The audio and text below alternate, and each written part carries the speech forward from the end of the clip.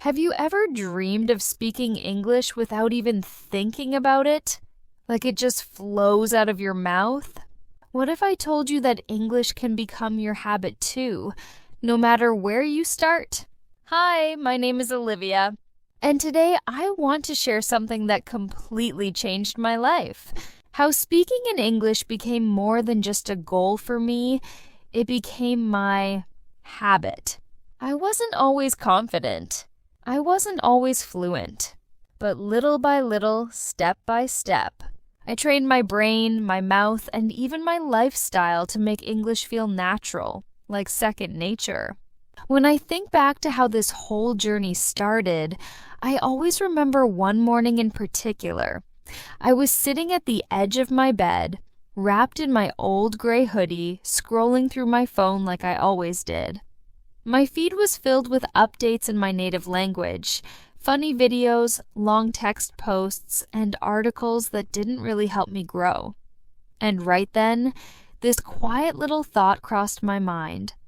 What if I used this time differently? What if my day started in English? It seemed like such a small idea at first, but it lit a fire inside me. I decided that very morning that English would become part of my mornings, every single day. No excuses, no pressure, just a gentle shift.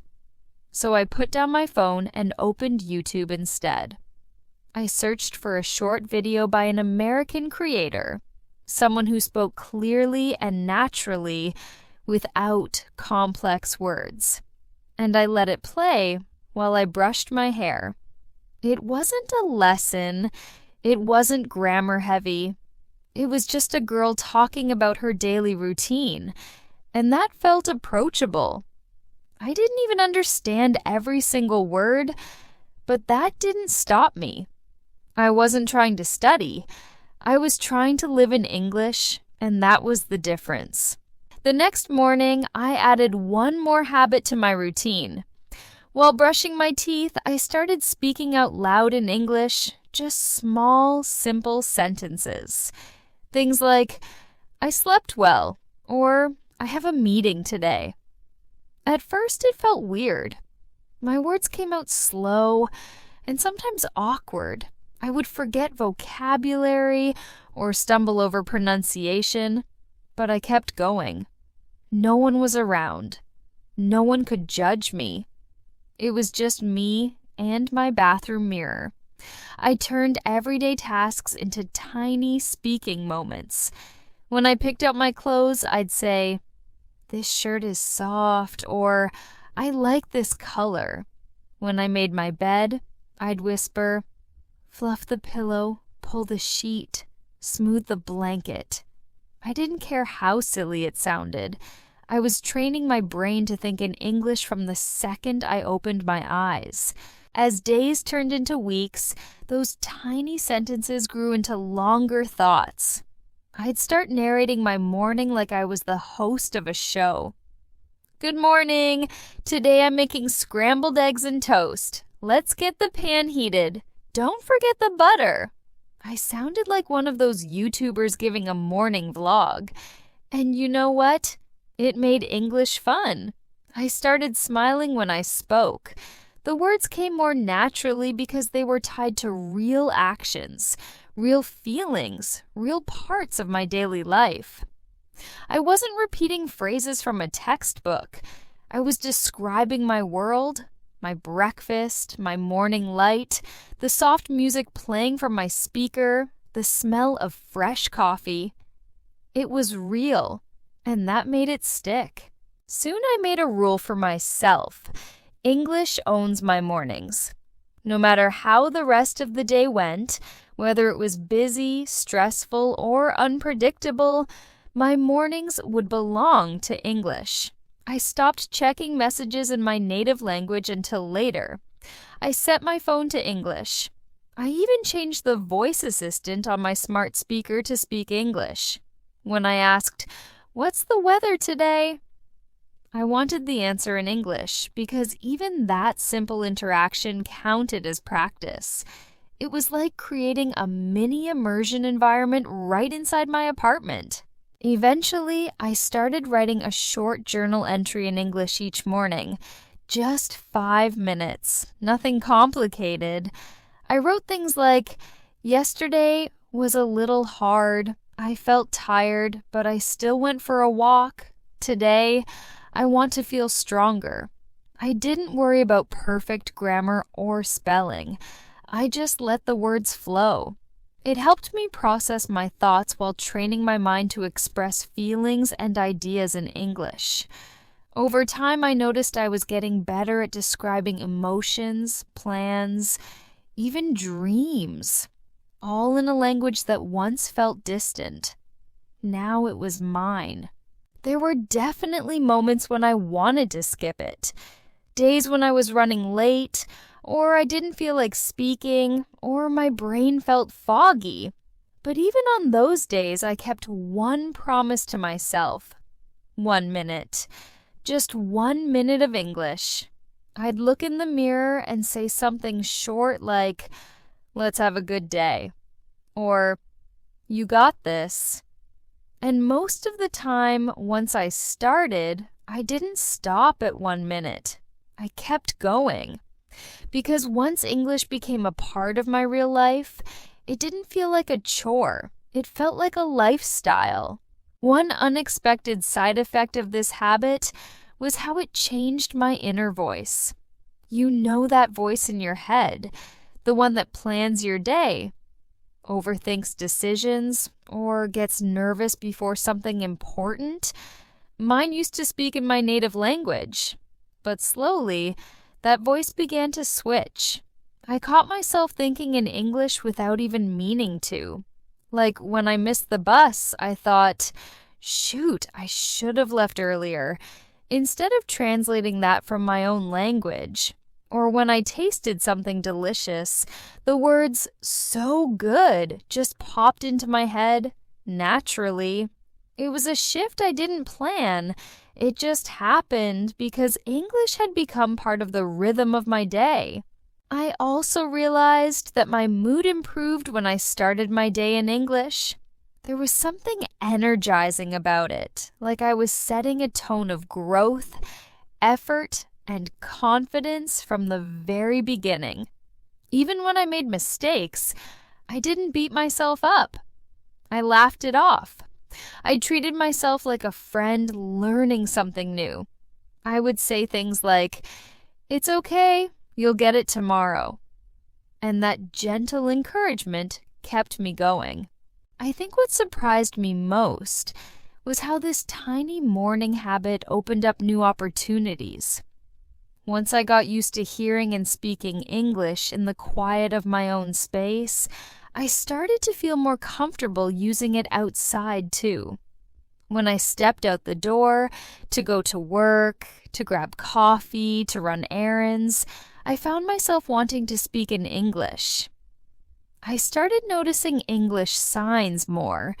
I paid attention to conversations around me. I practiced saying things I might use later, and little by little, my mornings didn't just prepare me, they pushed me into real-world English. One day, I remember walking into my local bagel shop. The guy at the counter greeted me with, "Hey, what can I get you today?" Normally, I'd feel a little frozen, afraid of messing up or sounding strange. But this time I smiled and replied without thinking, "Can I get an everything bagel with veggie cream cheese?" Just like that.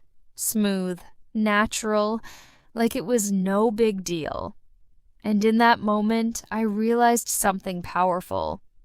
All those little sentences I practiced alone, they were building the confidence for moments like this.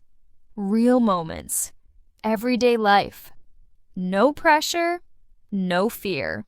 So I started paying more attention to the spaces between home and the outside world. My walk to the subway, the line at the grocery store, the drive to the gas station, these in-between moments, those nothing moments, became my favorite time to speak. I would whisper to myself, "I hope the train's not late," Or, I need to grab milk and eggs. Sometimes I'd just describe what I saw. There's a dog in a red sweater. Or, that cloud looks like a dinosaur. It didn't matter what I said. What mattered was saying it, practicing, getting comfortable with my own voice in English.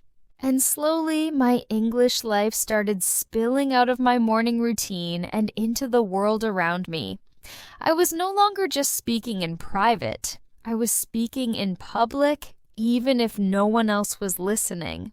That transition from quiet home practice to real-world speech is what changed me forever. Because that's when I realized English wasn't just a subject. It wasn't homework. It wasn't something I turned on and off. It was a habit, a way of moving through the world, a tool I used, not perfectly, but proudly. And it all started with a toothbrush and a simple question in the mirror. But that was just the beginning. Because once I made English part of my mornings, I realized something exciting. I could take that habit with me, into my car, into the store, into the street. And that's exactly what I did. After making English part of my mornings, something inside me shifted. I started to feel English, not just study it. It was no longer some subject I needed to improve. It became the voice I greeted myself with in the mirror, the way I described my outfit while getting dressed, and the thoughts I wrote in my morning journal. But here's what really surprised me. I began to miss English during the day. Like, when I left the house and headed out into the world, I suddenly felt this pull to keep speaking. It wasn't enough to talk to myself in my bedroom. I wanted to bring that confidence with me. That's when I decided to stretch the habit. I asked myself, if I can speak English in my kitchen, why not in my car? In line at Starbucks? While walking through Target? The first time I tried it, I was sitting at a red light. The music was playing, the windows were down, and the sun was hitting just right. I had just picked up an iced vanilla latte, and I remember looking at it and saying out loud, "This is exactly what I needed today." I said it without overthinking. No one was around. It was just me and my voice, and it felt good. So I kept going. The sun's so bright today. I hope traffic isn't bad. I need to stop at the store before I get home. I wasn't forcing myself to memorize anything. I was just living my life. In English. Every sentence became a small step toward fluency.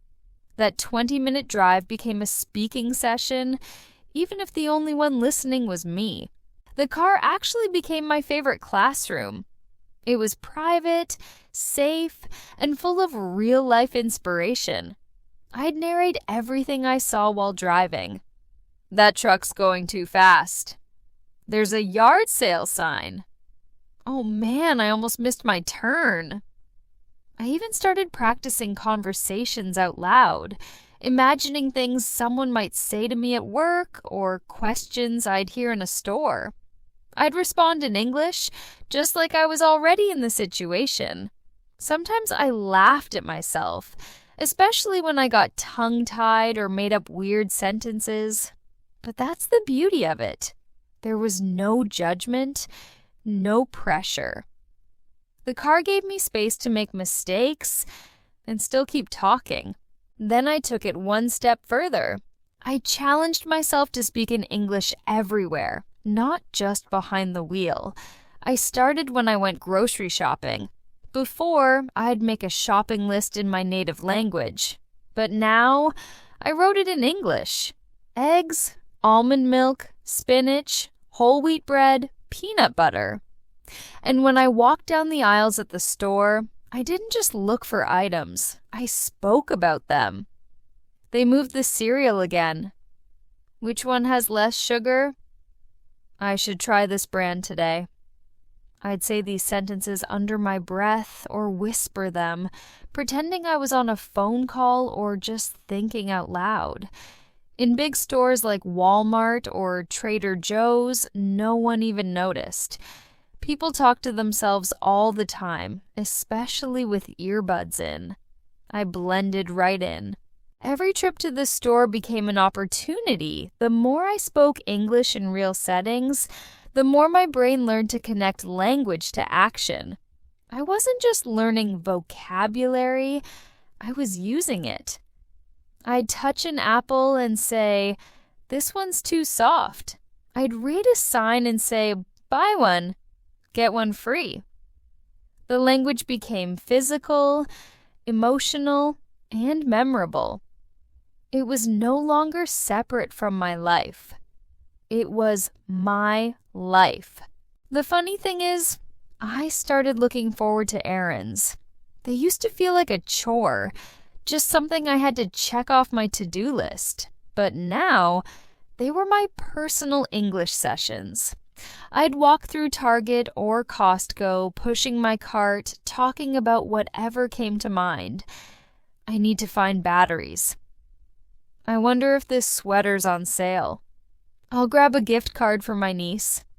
These simple, honest thoughts, spoken out loud, strengthened my ability to think and speak quickly. And that's the goal, right? To think in English, not translate word by word. Eventually, I got bold. One day at a clothing store, a woman standing next to me asked, "Do you know if these jeans run big?" My heart skipped for a second, but I took a breath and said, "I'm not sure, but I think they stretch a little." She smiled and said, "Thanks."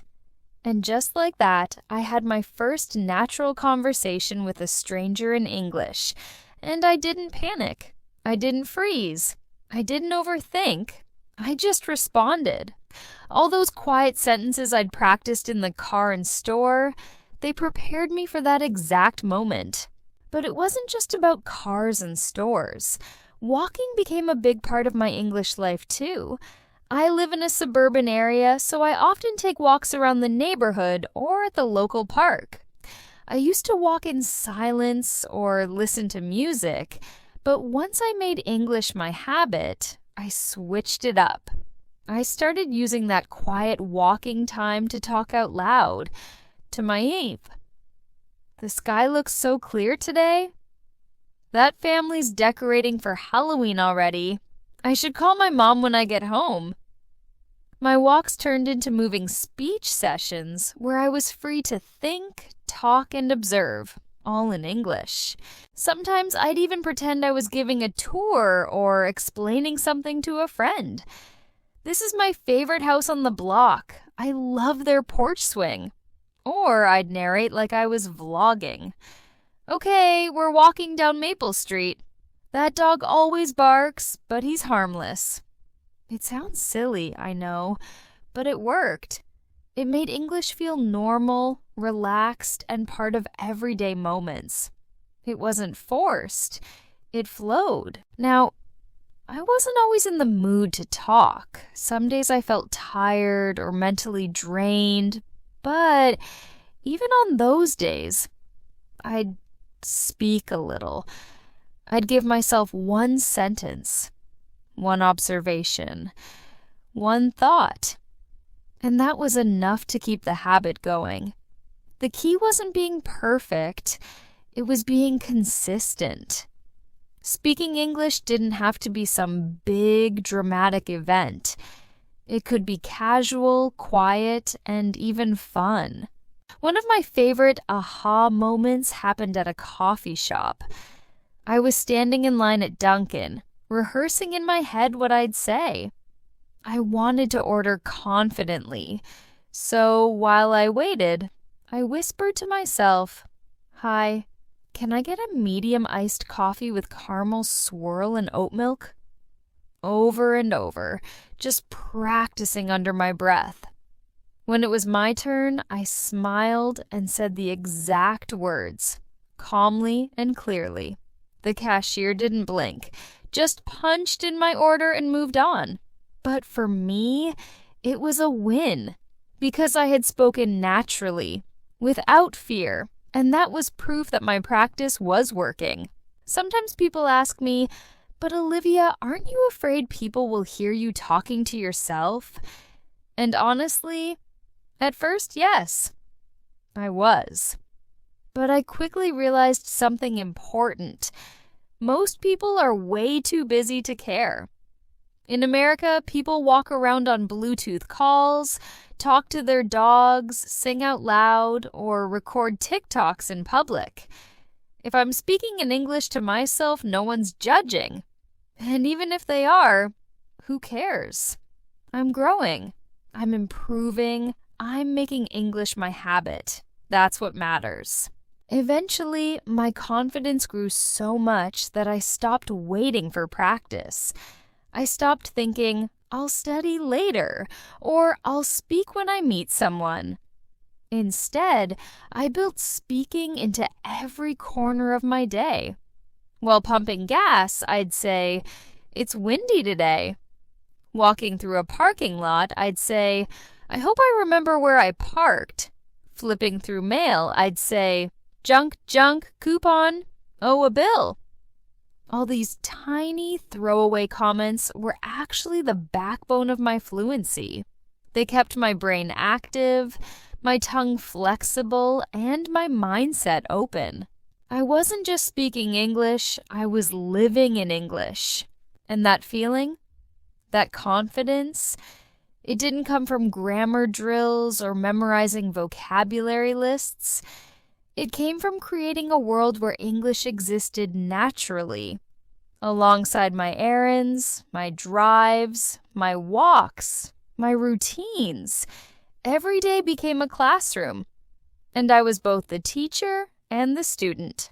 What I noticed most during this time was how relaxed I started to feel. English wasn't scary anymore. It didn't make my chest tight or my heart race. I stopped worrying so much about being right. Instead, I focused on being real. That mindset gave me the freedom to enjoy the process, to laugh when I said something weird, to smile when I stumbled but kept going, to feel proud of every sentence that came out of my mouth, even if it wasn't perfect. And once I saw how much power came from using English in real spaces, my car, the store, the sidewalk, I knew I couldn't stop there. Because now, I was ready to take it one step further. I didn't just want to speak when no one was around. I wanted to speak up, with people, with confidence, with a voice I trusted. And that's exactly what I did. After all the quiet practice, my morning routines, my conversations in the car, my whispered observations in the grocery store, you'd think I was fully ready to speak English with total confidence. And in many ways, I was. I could order coffee without hesitation, ask for help at a store, and even have short casual chats with strangers. But there was one area where I still felt unsure. One invisible barrier that stayed with me even after all that practice. It was the nervousness that crept in when I was around fluent English speakers, especially in fast-paced or unfamiliar situations. And that's when I realized something important. I needed to stop only speaking in English. I had to start thinking in English too, especially when I felt nervous. Because those were the moments that mattered most. I'll never forget the first time I truly understood the power of thinking in English. It was during a job interview. I had applied for a part-time position at a small boutique downtown. It wasn't anything fancy. I just wanted something customer-facing to help me practice speaking. But the minute I sat in the waiting area, my heart started pounding. The room was quiet, the clock ticking loudly. I saw other people around me flipping through their resumes, dressed sharply, confident. My hands were shaking a little. I started thinking things like, What if they ask me something I don't understand? Or what if I freeze or say something wrong? And just like that, I was spiraling, all in my native language. But then I caught myself. I remembered all those mornings I had spent talking to myself. All those drives where I narrated my world, all the small victories, ordering coffee, talking at the farmer's market, chatting with the cashier, and I told myself, if I can speak in English, I can think in English too, right now. So I took a deep breath, looked out the window, and silently switched my brain into English. I said to myself, I'm a little nervous, but I've practiced for this. I know how to talk about myself. I can do this. Just listen carefully, answer honestly, and breathe. That one switch changed the entire interview.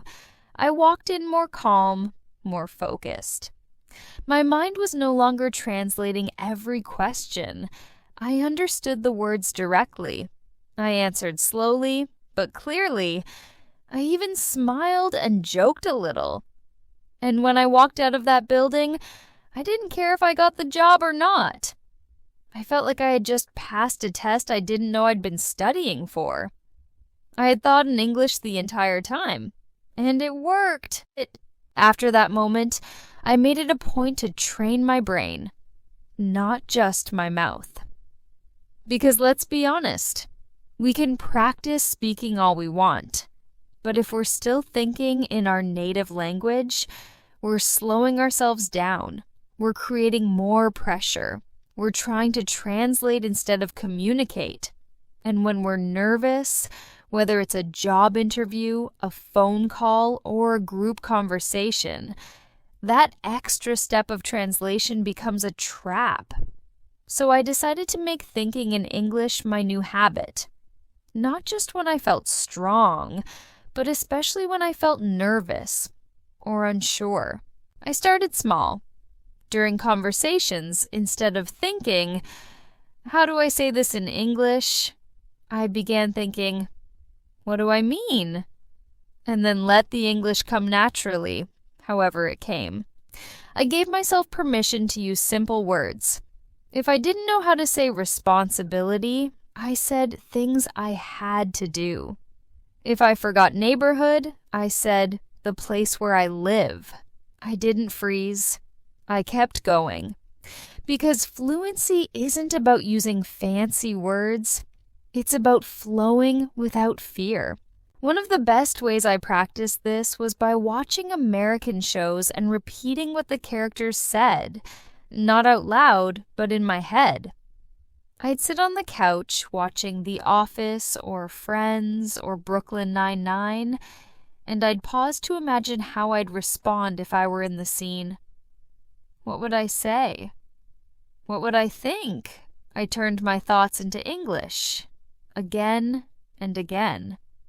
I also started writing mental grocery lists in English. Milk, cheese, tomatoes, garlic. Or when I'd plan my day, I'd think, first I'll do laundry, then I'll call Sarah, then I'll go for a walk. These weren't groundbreaking sentences, but they were real. They were mine. Another turning point happened at a family barbecue. My cousin had invited a few of her coworkers, and one of them, Jason, was from New York and only spoke English. He was super friendly, talkative, and had that fast American way of speaking where everything blended together. When he turned to me and asked, "So what do you do?" I felt a little frozen. I could feel the old fear bubbling up, the fear of not being enough, but I didn't let it win. Instead of retreating into panic, I paused, smiled, and let myself think in English. I told myself silently, "Tell him about your day job. Keep it simple." So I said, "I work at a local bakery. We do custom cakes. It's a small team, but I like it." He nodded and said, "That's cool. I love bakeries. Do you bake too?" The conversation continued, and so did my confidence. I didn't think in my language and then try to translate. I stayed in English even when my brain wanted to run. And by doing that, I didn't just speak better. I felt more present. I wasn't stuck inside my head. I was there, in the moment, connecting. From then on, I practiced thinking in English in moments when I knew I'd feel nervous. At the dentist, when filling out forms. At the DMV, while waiting in line. When calling customer service to ask about my phone bill. All those real adult moments that used to terrify me in English, I now use them as tests. Could I stay in English even under pressure? Could I calm myself, coach myself, and walk through it like a native speaker might? It wasn't easy. There were times I slipped. Sometimes, when I was really overwhelmed, my native language came flooding back. But instead of beating myself up, I'd gently switch back into English, like steering a car back into its lane. I'd say things like, "It's okay, you're doing fine," or "one sentence at a time." And slowly, I trained my brain to stay in English, not just when things were easy, but when they were hard. One day, I was standing in line at CV's, and the lady ahead of me turned and asked, "Hey, do you know if this coupon works on sale items?" I wasn't sure, but I said, I think it depends on the item.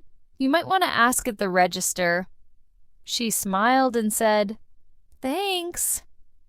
That was it. Simple. But I noticed something. I didn't hesitate. I didn't think in my language and then translate. The response came naturally. That's when I realized thinking in English had become my default. I even started dreaming in English sometimes. Not every night, but more and more. In the dreams, I was talking to people, solving problems, living life, and it felt so real. Like I had entered a new version of myself. One where English wasn't something I used. It was something I lived. And that confidence carried into the rest of my life.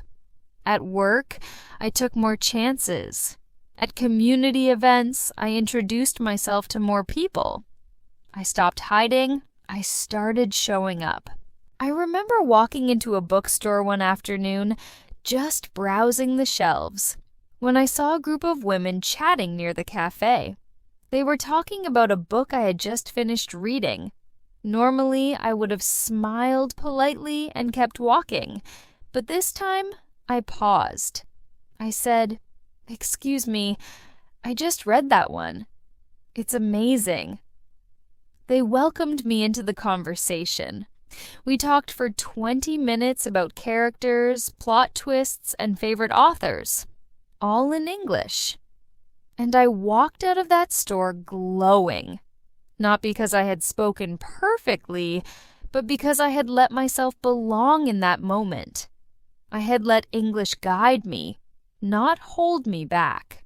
And that, I think, is what happens when you start thinking in English. It's not about speaking like a native or having the perfect accent. It's about living in the language. It's about trusting your thoughts, showing up for your own voice, and allowing yourself to connect, even when you're nervous. Especially when you're nervous. Now, whenever I feel those butterflies, the racing heart, the shaky hands, I don't shut down. I breathe, I ground myself, and I think in English. I tell myself, "You've done this before. You've practiced this. You're not pretending. You're becoming." And that's all I need. Because speaking in English isn't just something I do anymore. It's who I am. It's how I live. And it all started with a quiet voice in my head that said, "You can do this."